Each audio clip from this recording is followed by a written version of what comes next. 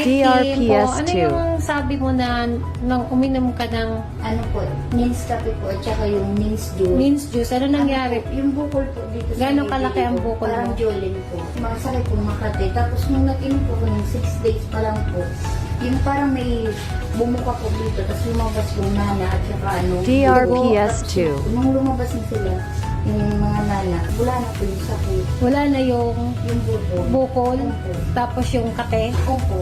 So, ano nakatulong sa'yo? Yung Nins Nins Cafe? po at saka Nins Yan Juice. lang ang iniinom mo? Opo, yun lang po. Oh, galing ano.